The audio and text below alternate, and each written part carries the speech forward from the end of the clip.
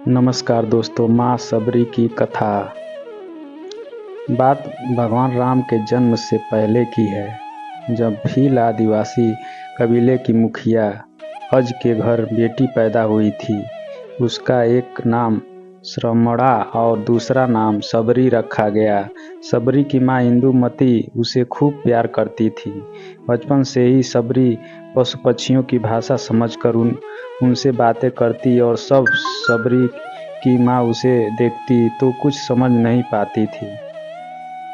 कुछ समय बाद एक पंडित ने सबरी के परिवार को बताया कि वो आगे चलकर सन्यासी बन सकती है। इस बात का पता चलते ही सबरी के पिता ने उसका रिश्ता तय कर दिया। जैसे ही शादी का दिन नज़दीक आया, सबरी के घर वालों ने खूब सारी बकरियां और अन्य जानवर घर के पास लाकर बांध दिए। एक दिन सबरी की माँ जब उसके बाल बना रही थी तो उसने माँ से पूछा, इतने सारे जानवर हमारे घर क्यों लाए गए हैं? माँ ने जवाब दिया, बेटी तुम्हारा विवाह होने वाला है, इसलिए हम लोगों ने इसका इंतजाम बलि के लिए किया है। तुम्हारी शादी के दिन ही बलि प्रथा होगी और फिर इनसे स्वादिष्ट भोजन बनाकर सबको परोसा जाएगा। यह सब सुनकर सबरी दुखी हो गई। काफी देर तक सबरी ने उन जानवरों को आजाद करने के बारे में सोचा।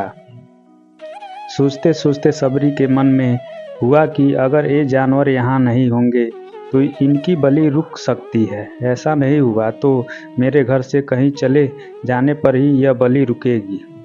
जब मैं ही नहीं रहूंगी तब न विवाह होगा और न ही बलि प्रथा। इससे मासूम जानवर बच जाएंगे। इसी सोच के साथ जानवरों को रखी गई जगह पर सबरी पहुंची। उसने सोचा कि इन्हें खोल देती हूँ, लेकिन वो ऐसा नहीं कर पाई। इसके बाद सबरी जंगल की तरफ भागने लगी। भागते भागते सबरी ऋषिमुख पर्वत पहुंच गई। वहां करीब 10,000 ऋषि रहा करते थे। सबरी को लगा कि वो भी इसी जंगल में किसी तरह ऋषि मुनियों की सेवा करके अपना जीवन जी लेगी। वो चुपचाप उसी जंगल में एक हिस्से में किसी तरह से रहने लगी। सबरी रोजाना ऋषि मुनियों की झोपड़ी के आगे झाड़ू लगाती और हवन के लिए लकड़ियां भी लाकर रख देती। ऋषि मुनियों को समझ नहीं आ रहा था कि जंगल में उनके काम अपने पास कैसे हो रहे हैं। एक दिन सबरी को किसी ऋषि ने देख लिया। उसे देखते ही उसका परिचय पूछा। जैसे ही सबरी ने बताया कि वो भील आदिवासी परिवार से संबंध रखती है तो उसे ऋषियों ने खूब डांट लगाई। सबरी को इस बात का बिल्कुल भी पता नहीं था कि उसकी जात छोटी है और उसे ऋषियों द्वारा जाति की वजह अपमान सहना पड़ेगा।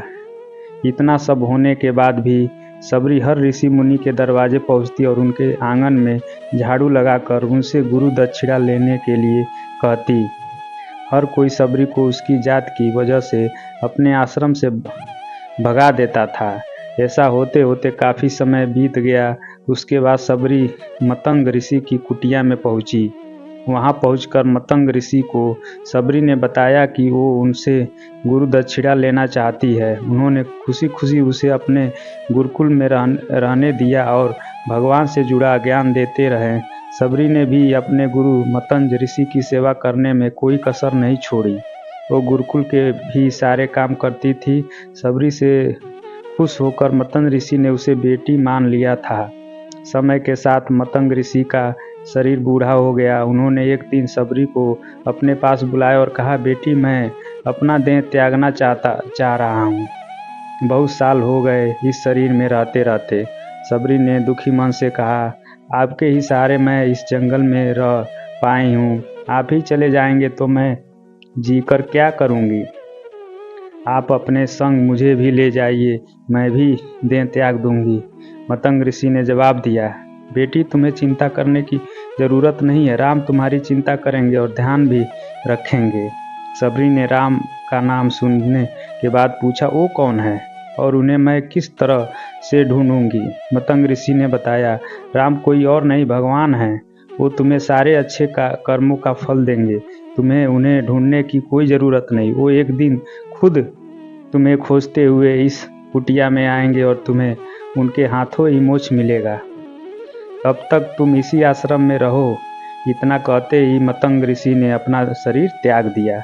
सबरी के मन में मतंग ऋषि के जाने के बाद से एक ही बात थी कि भगवान राम स्वयं उससे मिलने आएंगे। वो रोज भगवान राम से मिलने के लिए बाग से अच्छे अच्छे फूल लाकर पूरा आश्रम सजाती और भगवान के लिए बेर तोड़कर लाती। भगवान के लिए बेर चुनते हुए सबरी ने चख लेती ताकि भगवान को सिर्फ मीठे बेर ही दे।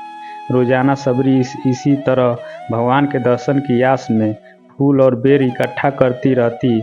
इसी तरह इंतजार में कई साल बीत गए। सबरी का शरीर एकदम वृद्ध हो गया। एक दिन आश्रम के पास के ही तालाब में सबरी पानी लेने के लिए गई। तभी पास के ही एक ऋषि ने उसे अछूत कहते हुए वहां से भगाने के लिए कहा। वह एक पत्थर मार दिया। वो पत्थर जब सबरी को लगा तो उसके चोट लग गई और खून बहने लगा। बहते हुए खून की एक बूंद उसी तालाब के पानी में गिर गई। तभी पूरा तालाब पानी खून में बदल गया। ऐसे सब होता देख ऋषि ने सबरी को ही डांटा और कहा कि पापनी, तुम्हारी वजह से पूरा पानी खराब हो गया। रोज ऋषि उस पानी को साफ करने के लिए अपनी कई तरह की विद्याओं का इस्तेमाल करते। कई सारे जतन करने के बाद भी कुछ नहीं हुआ। फिर उन्होंने गंगा जैसी कई पवित्र नदियों का जल भी उस तालाब में डाला, फिर भी तालाब का पानी साफ नहीं हो पाया और वो खून जैसा ही रहा। कई सालों तक तालाब के पानी को साफ करने की कोशिश के बाद भी कुछ काम नहीं आया तो ऋषि ने थक कर सब कुछ छोड़ दिया। इस घटना के कई सालों के बाद भगवान राम अपनी पत्नी सीता के हरण के बाद उन्हें ढूंढते हुए उसी तालाब के पास पहुँचे। ऋषि मुनियों ने उन्हें पहचान लिया। भगवान को वहां देखकर ऋषियों ने तालाब का पानी साफ करने के लिए भगवान को अपने पैर इसमें डालने के लिए कहा, लेकिन पानी जैसा का तैसा ही था। ऋषि मुनियों ने भगवान से भी कई अन्य जतन करवाए, लेकिन वो पानी उस जस का तस खून जैसा ही रहा। तब भगवान ने ऋषियों से पानी के रक्त में बदलने की कहानी पूरी। तब ऋषि ने सबरी को पत्थर मारने वाली सारी बात बता दी। उसके बाद कहा कि वो महिला ही अपवित्र है, छोटी जात की है, इसीलिए ये सब हुआ। उसी वक्त भगवान राम ने कहा, ये सब आप लोगों के खराब वचनों से हुआ है। सबरी को इस तरह के शब्द बोलकर आप लोगों ने उसे नहीं बल्कि मेरे दिल को घायल किया है। इसी घायल दिल के रक्त का प्रतीक यह तालाब का लाल पानी है। आगे भगवान राम बोले, कहाँ है वो माई, मैं उनसे मिलना चाहता हूँ। तब तक सबरी उसी तालाब के पास पहुँच जाती है। इस दौरान सबरी के पैर को ठोकर लगती है और कुछ धूल उस तालाब में गिर जाती है। तभी सारा पानी साफ हो जाता है। भगवान उससे कहते हैं कि देखिए, आप लोगों ने क्या कुछ नहीं किया, लेकिन पानी साफ नहीं हो पाया। अभी सिर्फ इनके पैर की थोड़ी सी धूल ने ही तालाब का पानी साफ कर दिया। भगवान राम को सबरी पहचान चुकी थी। उन्हें प्रणाम करते हुए सबरी ने कहा, भगवान आप मेरे साथ कुटिया में चलिए। भगवान भी खुशी खुशी सबरी के साथ चल पड़े। फूलों से सबरी ने भगवान राम का स्वागत किया। वो सीधे बेर तोड़ने के लिए भाग गई और चक कर उनके लिए बेर लेकर आई। उन्होंने बेर ही प्यार से भगवान राम और उनके भाई लक्ष्मण को बेर दिए। भगवान राम ने भी उतने ही प्यार से उन बेर को खाना शुरू कर दिया। तभी बेर देखकर मुंह बनाते हुए लक्ष्मण ने कहा, भैया ये बेर जूठे हैं, इन्हें आप कैसे खा सकते हैं? भगवान ने जवाब दिया, लक्ष्मण ये जूठे बल्कि बहुत मीठे हैं। सबरी माई हम सबके लिए बहुत प्यार से तोड़कर लाई है। इतना कहकर भगवान राम प्यार से उन बेर को खाने लगे। भगवान ने जाते हुए सबरी माई से कहा, आप मुझसे जो चाहें वो मांग सकती हैं। सबरी ने उन्हें कहा, मतंग ऋषि के कहने पर मैं आज तक सिर्फ आपके दर्शन करने के लिए जी रही थी। अब आप मुझे मोक्ष प्रदान करिए, मैं अपना शरीर आपके सामने ही त्यागूंगी। उसी वक्त सबरी ने अपना पूरा शरीर त्याग दिया। भगवान राम ने अपने हाथों से उनका अंतिम संस्कार किया और सीता माँ की खोज में आगे बढ़ गए।